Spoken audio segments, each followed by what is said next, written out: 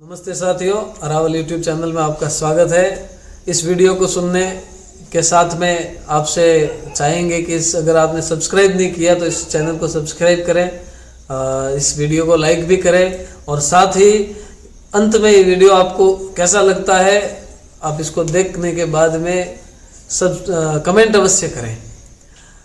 तो शुरुआत करते हैं परमात्मा को याद करते हुए कि ओम त्र्यंबकम यजामहे सुगंधिम पुष्टिवर्धनम उर्वारुकमिव बंधनान् मृत्योर्मुक्षीय मामृतात्।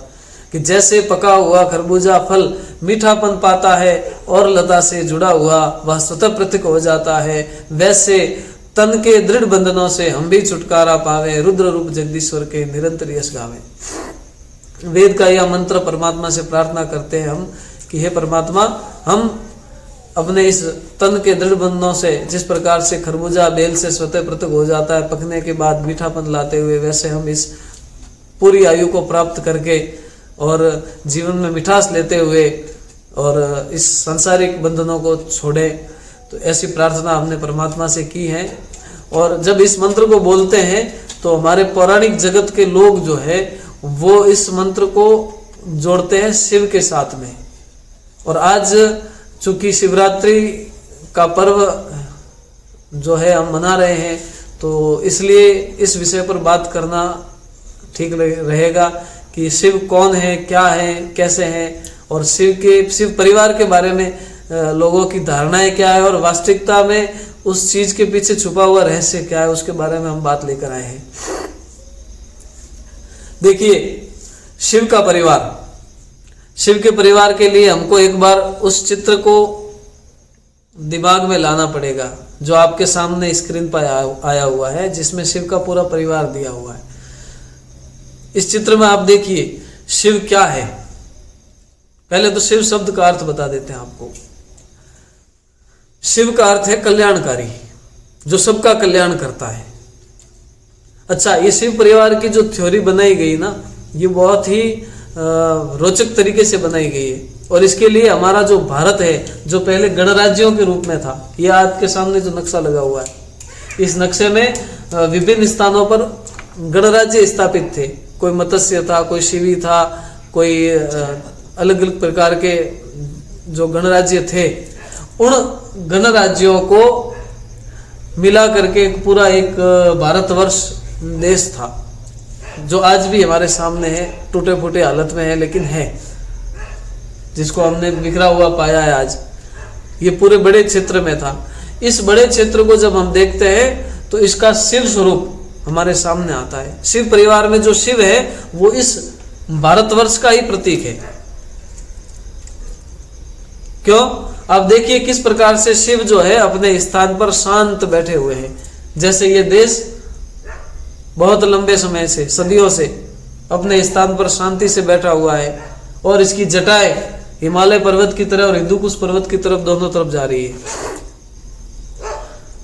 सिर पर चंद्रमा है जिसको हम शीतलता का प्रतीक मानते हैं, और वो जो धवल चंद्र है वो इस बर्फ की हरी चादर, इस सफेद चादर को बताता है।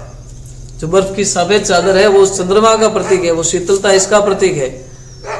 और चंद्रमा अमृत देता है और ये भारत भी अमृत पुत्रों का देश है, जो इस विश्व को अमृत की बूंदें देता है। आज भी हम देखते हैं इस काल में जब इस महामारी से पूरा विश्व गुजर रहा है तो अमृत की बूंद के रूप में वैक्सीन भारत से संसार को प्राप्त हुई। बहुत सारे देशों को मुफ्त में और बहुत ही सस्ते में उपलब्ध करवाई जा रही है हमारे देश के द्वारा। तो शिव स्वरूप इसका आज से नहीं, लंबे समय से, युगों से है, तो इसीलिए इसको शिव का रूप दिया गया। अच्छा, इस देश का इस जो भौगोलिक स्वरूप है इसको शिव का स्वरूप देने के साथ में उस शिव के साथ में एक उनकी जो पत्नी के रूप में पार्वती को बिठाया। पार्वती क्या है? पार्वती पर्वत की बेटी, और पर्वत की बेटियां। इस भौगोलिक स्वरूप को हम शिव देखते हैं, इसके अंदर हम शिव के स्वरूप को देखते हैं और शिव के स्वरूप को देखते हैं तो साथ में हमको इसकी पत्नी के रूप में उस पार्वतियों को देखना पड़ेगा। जैसे जो गंगा है, यमुना है, ताप्ती है, कृष्णा है, गोदावरी है, ये सारी पार्वतियां ही तो है। पर्वत से निकली हुई नदियां हैं, जितनी भी नदियां हैं पर्वतों से निकलती है, पर्वतों की बेटियां हैं।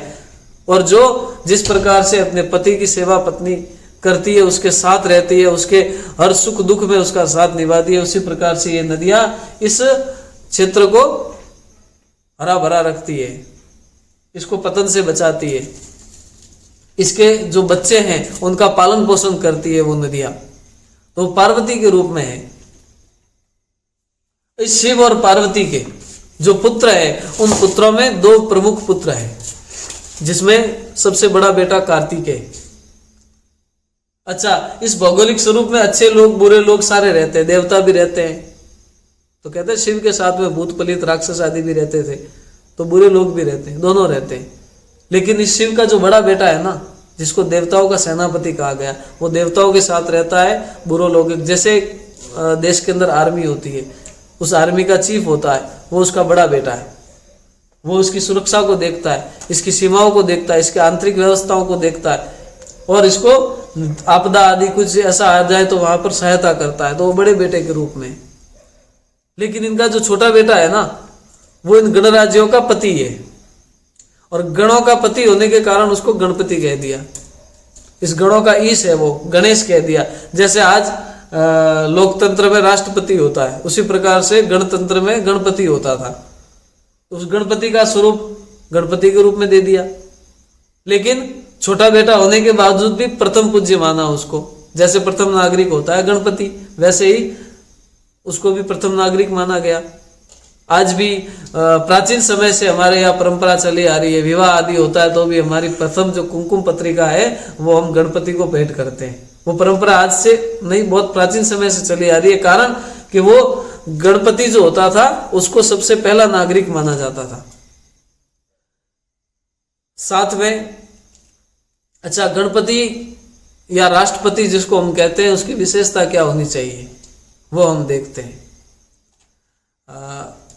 कैसा होना चाहिए कि दूर दूर से कर वसूल कर सके, टैक्स इकट्ठा कर सके। तो जिस प्रकार से हाथी अपनी सूंड से दूर दूर से टैक्स को वसूल करता है, उसी प्रकार से गणपति को भी सुदूर क्षेत्रों से भी अपने उस कर को आदि को प्राप्त करना है, इसलिए हाथी की सूंड बताई गई।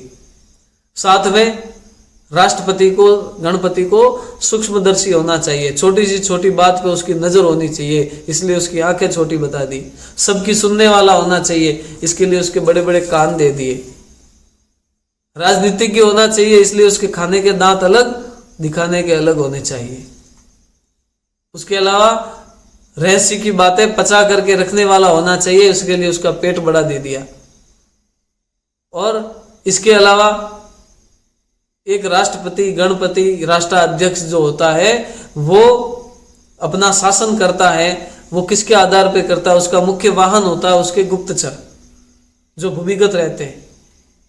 इसीलिए चूहे को गणपति का वाहन बताया गया। लोग आज इन प्रतीकों की मखौल उड़ाते हैं, परंतु ये बड़े जिस प्रकार से हम कोई संगठन या कोई जैसे कार्यक्रम योजना बनाते तो उसका एक पहले लोगो बनाते, तो उसी प्रकार से इस महान देश के, शिव स्वरूप देश के, जिसकी पार्वतियां, जिसकी जो पार्वती जो है इनकी पत्नी है, और उनके जो बेटे हैं उसमें सबसे बड़ा बेटा कार्तिक है और छोटा बेटा जो प्रथम पूज्य माना गया है, उस गणपति का प्रतीक लोगों के रूप में ये बनाया गया।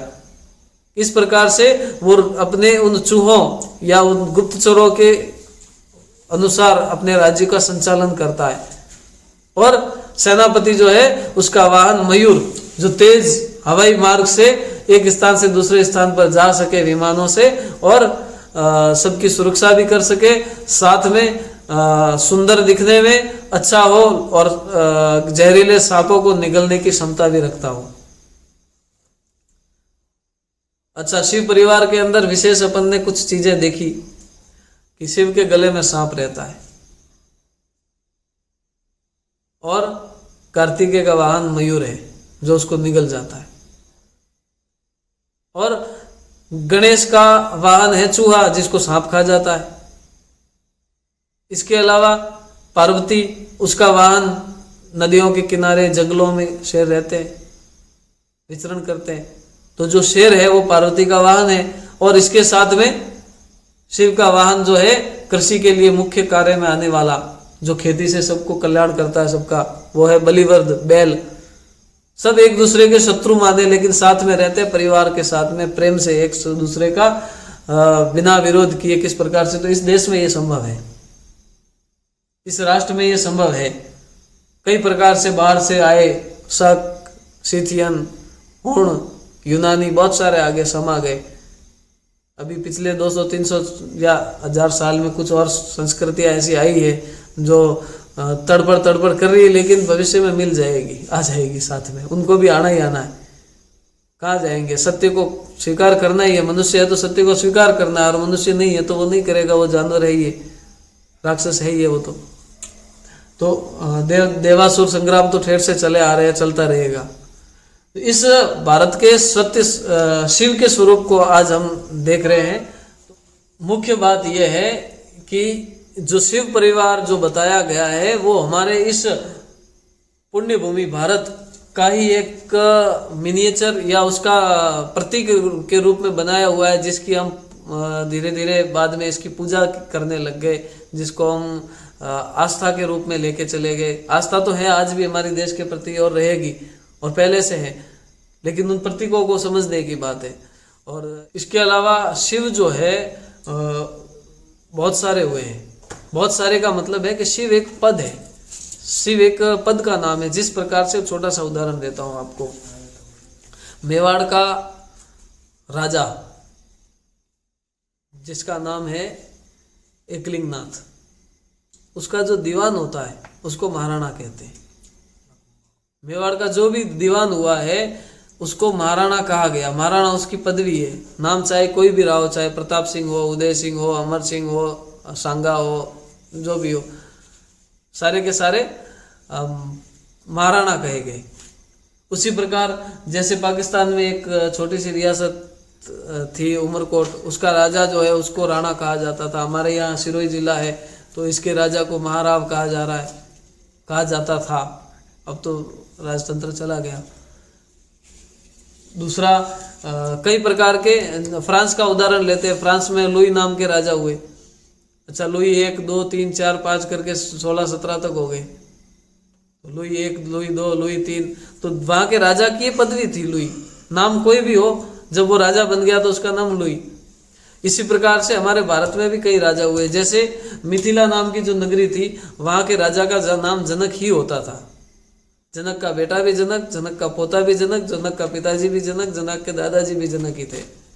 जैसे सीता के पिताजी का नाम भी जनक था, सीता जी के दादाजी का नाम भी जनक था, और सीता जी के परदादा का नाम भी जनक ही था। जनक एक पदवी थी कि वो राजा जो अपनी प्रजा को पिता तुल्य प्रेम देता हो। जनक एक पदवी थी। वो राजा जो अपनी प्रजा को पिता की तुल्य पालन पोषण करता हो, उसको जनक की उपाधि दी गई। तो वहां का राजा जनक ही कहलाता था।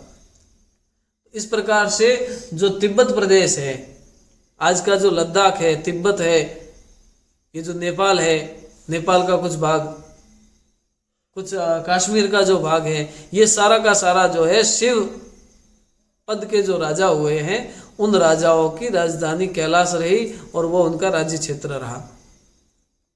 और आज से नहीं, आदिकाल से। क्यों?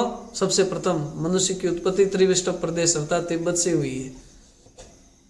हमारे शास्त्र भी कहते हैं, हमारे ऋषियों ने भी ये कहा है कि धरती के ऊपर मनुष्य की उत्पत्ति तिब्बत से हुई है, त्रिविष्टप से। और आज के वैज्ञानिक भी इस बात को स्वीकार करते हैं। उस त्रिविष्टप प्रदेश पर राजा जो राज्य करता था उसका नाम शिव ही होता था। अब शिव बहुत सारे हो गए, लेकिन वो शिव नाम से प्रसिद्ध हुआ। शक्तिशाली, सामर्थ्यवान, जिसकी सब मानते थे, और शिव का अर्थ कल्याणकारी। उनको इसीलिए शिव नाम उपनाम, किसी को उपनाम देते हैं ना, तो वो किस लिए देते हैं? उसकी विशेषताओं के कारण। तो शिव उसकी विशेषता थी कि वो राजा वहाँ के कल्याणकारी थे, कल्याण करने वाले थे। उनको शंकर भी उपाधि थी, शांति करने वाले थे। तो ये उपाधियाँ उनको दी गई थी, और आज हम उनको पुण्य स्मृतियों में रखते हैं, उनका आदर्श मानते हैं। शिव नाम के बहुत सारे राजा, उनमें कई व्याकरण के विद्वान होते थे। कुल मिलाकर के बात ये है, और श्रेष्ठ लोग थे। आज उनको हम याद करें, और उनसे संबंधित ये त्यौहार उत्सव मनाया जा रहा है शिवरात्रि का। सबको इसकी बधाई हो और नमस्ते।